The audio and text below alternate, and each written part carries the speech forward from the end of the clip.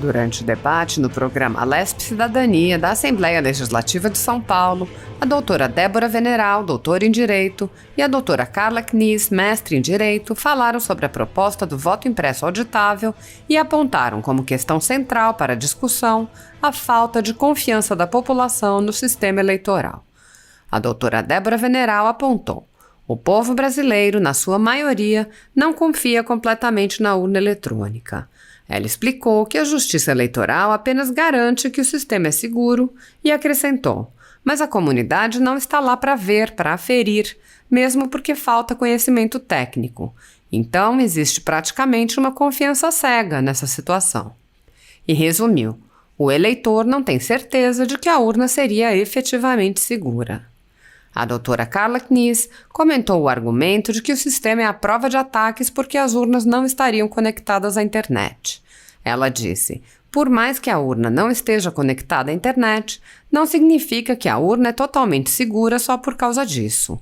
A jurista explicou que todo o software está sob risco, tanto que as próprias urnas são constantemente aperfeiçoadas. Knies afirmou que uma urna 2.0 adicionaria uma camada de segurança ao processo e traria ainda um ganho para a democracia, aproximando a população do processo. Ela apontou: ainda que confiem, não conseguem entender o seu funcionamento. Assista.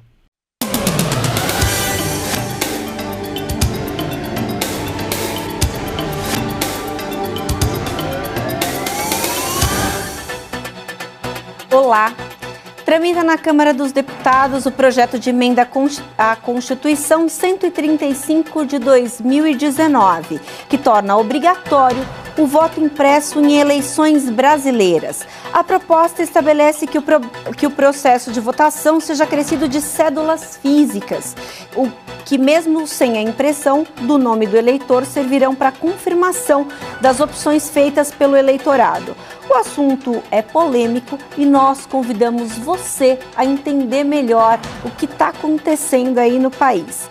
Para esse debate, para explicar um pouquinho mais esse debate, eu convido aqui para o Alesp Cidadania de hoje a doutora em Direito, Débora Veneral. Débora, seja bem-vinda à Rede Alesp. Olá, muito obrigada pelo convite. É uma satisfação estar aqui com vocês da Rede Alesp para falarmos de assunto tão relevante aí para a comunidade. Eu convido também a mestre em Direito, Carla Knies. Carla, seja bem-vinda à Rede Alesp.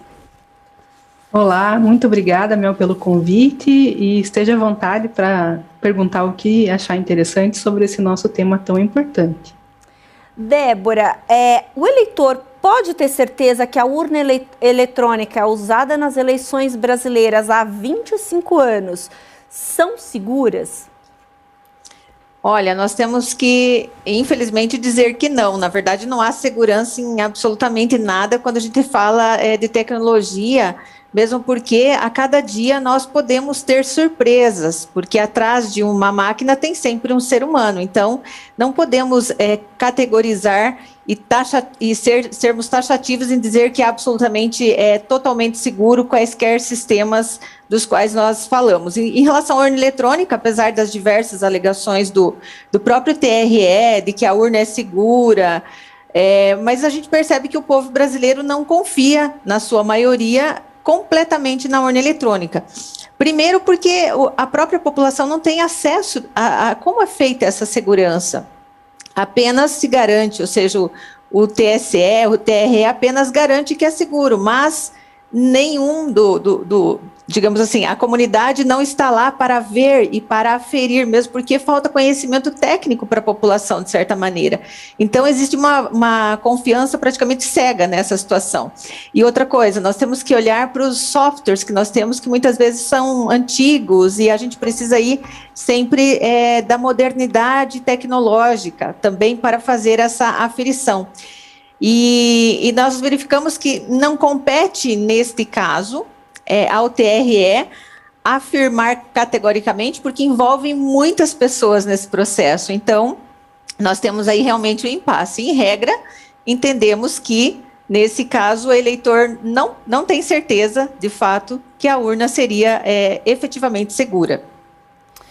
Carla, um dos argumentos que é usado aí pelos tribunais regionais eleitorais e superior eleitoral é que a urna não tem conexão com a internet, por isso seria, na verdade, um sistema autônomo que depois ele se junta e aí sim é feito a apuração de cada uma dessas urnas. E eu queria que você falasse um pouquinho sobre isso. Essa urna, ela é vulnerável a ataques externos? Como é que a gente pode entender essa parte do processo aí com relação ao equipamento em si? Excelente pergunta, Mel.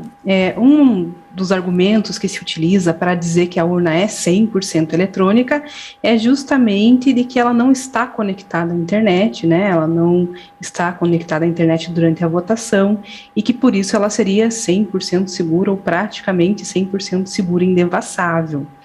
Mas, na realidade, ela acaba, sim, tendo acesso a terceiro e até acesso à internet posteriormente, tá?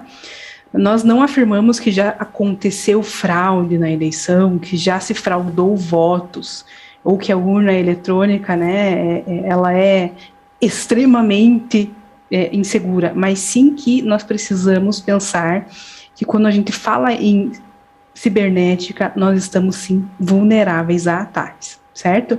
Então, por mais que a urna não seja ligada à internet, por mais que a chance seja mais baixa justamente, né, a chance de invasão seja mais baixa justamente porque ela não está conectada à internet, não significa que ela é totalmente segura só por causa disso, certo? Então, nós temos que olhar a questão não só da questão física da urna, que ela é lacrada, mas sim que existe um software lá dentro. E existem formas, sim, apesar de todos os cuidados do próprio tribunal para garantir a segurança, de que ela seja, de alguma forma, invadida ou devassada, certo? Tanto é assim que, embora façam 25 anos que a gente tem a urna, ela passou por diversas alterações. Por quê? Porque a cada ano se descobrem vulnerabilidades nessa urna, tá? Então, nós não estamos demonizando aqui a urna eletrônica, não é isso que nós estamos falando. Nós estamos falando que, embora ela seja, sim, uma tecnologia muito interessante, uma tecnologia que funciona, mal não faria a nossa democracia se nós colocássemos mais uma segurança, mais um item de segurança que aproximasse o povo desta urna eletrônica. O que acontece, né? A maioria do povo, gente, a maioria das pessoas não entende de informática. Inclusive, a nossa discussão aqui é muito mais jurídica do que de informática, né? Pois somos professoras de direito. Quando o povo olha para esse sistema e desconfia, nós temos aí cerca de metade da população que não confia na urna eletrônica, nós estamos falando, então, de colocar em xeque para essas pessoas mais simples, mais vulneráveis nessa nossa democracia, que não conseguem entender como que funciona isso. Então, não é só uma questão de segurança em si, sim, se a gente colocar o voto impresso, se nós aprovarmos a PEC, nós teremos mais uma camada de segurança, mas também nós teremos um ganho democrático de trazer o povo para a realidade do dia a dia dele, né? Embora os smartphones, a internet tenham crescido, nós temos várias gerações de eleitores e as gerações mais antigas não têm acesso a essas tecnologias ou não confiam nela, ou, ainda que confiem, não conseguem entender o seu funcionamento, né? Então, por isso que a gente diz que, sim, a urna eletrônica, ela não deve ser extinta, não é isso que estamos falando, mas se coloque uma espécie de urna eletrônica 2.0, que garanta uma maior segurança, além daquela que já existe. Uhum. Débora, eu vou fazer aqui um papel meio que de advogada do contra, para a gente tentar entender a questão, porque de fato ela é polêmica, tem várias questões que são levantadas diariamente e são pertinentes essas questões que são levantadas. Como eu falei para vocês antes da gente começar o programa, eu entrevistei o Dr.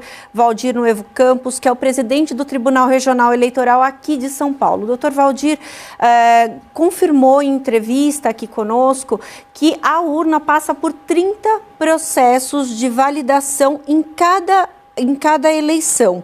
né? E, inclusive, o voto impresso é feito por amostragem, né? Então, aleatoriamente, eles pegam uma urna, faz o voto impresso, bate todas as informações. Então, naquele caso, são 31 fases de checagem para essa eleição ser validada efetivamente.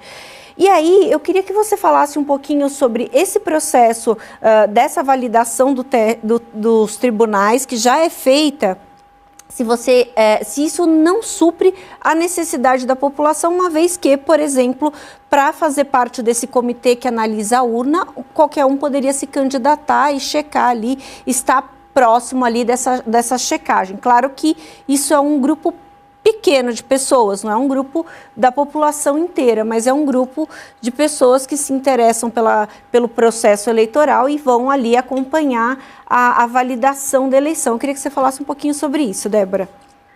Interessante, Mel, a sua colocação, e claro, nós encontramos aí diversos posicionamentos e naturalmente os órgãos públicos vão fazer aí as suas defesas. O que nós percebemos, e isso acredito que está claro no nosso país, é que a população não se envolve com política, porque tem ali um sentido muitas vezes pejorativo. E quando nós falamos em democracia, acho que a democracia está acima de qualquer coisa. Então, embora nós tenhamos aí os processos, os procedimentos, os inúmeros passos descritos na legislação, o Brasil é muito rico em legislação, mas a população como um todo não tem esse acesso, o processo não é simples assim. E essa questão do voto por amostragem, acredito que se nós formos fazer uma pesquisa, poucas pessoas ouviram falar disso ou foram chamadas a realmente validar essa votação, o chamado RDV, que é o Registro Digital do Voto Impresso, onde a pessoa pode ali realmente acompanhar. Então, é claro que de um lado nós temos todos esses argumentos em relação à defesa da própria urna eletrônica, que ela seria por si só suficiente. Mas se nós também evoluirmos um pouquinho no raciocínio, por que é que esse modelo não é adotado por todos os outros países se fosse algo tão seguro e tão diferenciado assim? E eu digo, enquanto cidadã brasileira, também o seguinte, nós precisamos respeitar o povo brasileiro. E o povo brasileiro, nós sabemos que quando nós falamos em educação dessas pessoas, infelizmente, nem todos têm um nível intelectual e de formação capaz de entender todo esse processo. E com isso, nós precisamos, de forma democrática, dar sim acesso à população de uma forma mais prática. A meu ver, por exemplo, a impressão desse voto seria tal qual uma nota fiscal, que o consumidor tem o seu direito em recebê-la a partir do momento que efetuou um pagamento. Então, essa questão é polêmica porque querer fazer que a população, de certa maneira, se preocupe em verificar se todos os processos estão sendo cumpridos ou fazer essa checagem é praticamente uma missão impossível, considerando aí todas as fases que são mencionadas. A meu ver, isso é muito prático para quem está envolvido no processo. É claro que nós temos aí uma questão de confiança, porque tratamos de servidores públicos. No entanto, até mesmo na caminhada desses 30 ou mais procedimentos, existem vulnerabilidades.